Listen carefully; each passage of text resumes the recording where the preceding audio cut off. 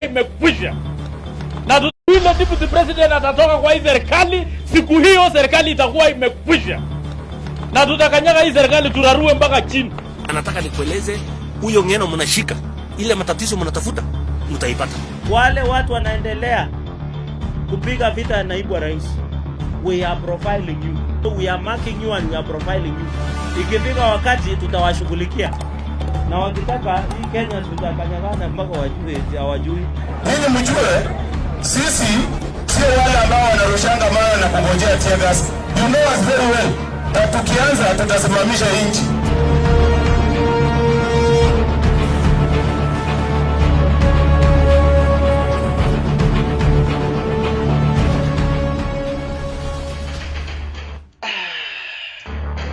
Alright.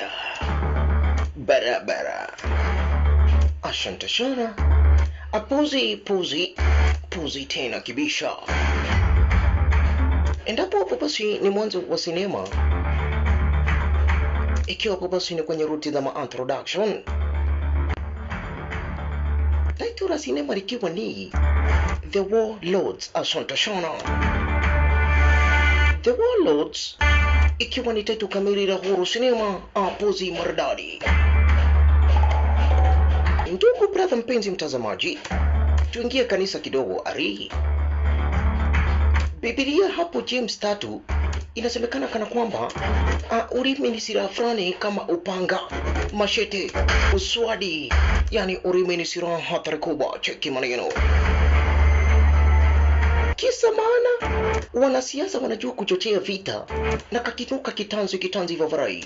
Wanapanda ma private jet, helikopta zao na kuacha maskini wa Kenya wakiangamia wololojaje. Hapa nchini Kenya, msikilizaji mtazamaji, kuna kikosi harakatharika cha Majokopai wakiongozwa na Dogomothi Oscar Thuri na Ngeno. Wamekuwa kamati ya roho chafu kama Diamond Saitani. Picha inayojitokeza ni hawa wanatumia mdomo kama Saidoni kuharahara tu. Wanadhani siasa ni choo ya kunyabanyaba maneno ovyo ovyo. Ala, ili hapo basi kuwapotosha na kuchochea Wakenya waanze vita iwe kitanzi. Ai, we, hapana. Wakenya hapana tishio. Hawa hatumikagi sampri namna hiyo. Vavarai, ukitaka vita, ita mtoto wa mtoto wako, mtoto wa mtoto wenyu, mtoto wa kwenyu. Wapigane lakini si wa Kenya vavarai. Inasemekana kana kwamba heshima si utumwa. No, hapana. Just imagine mtu anakudharau hadi anaanza kukutusi na mama yako vavarai. Mimi kadwaf utusi waithira mama yangu. Akiwarai utaona gagapute wewe. Gai vavarai.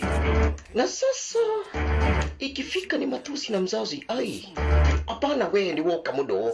Umekuja mno. Ai, makosha.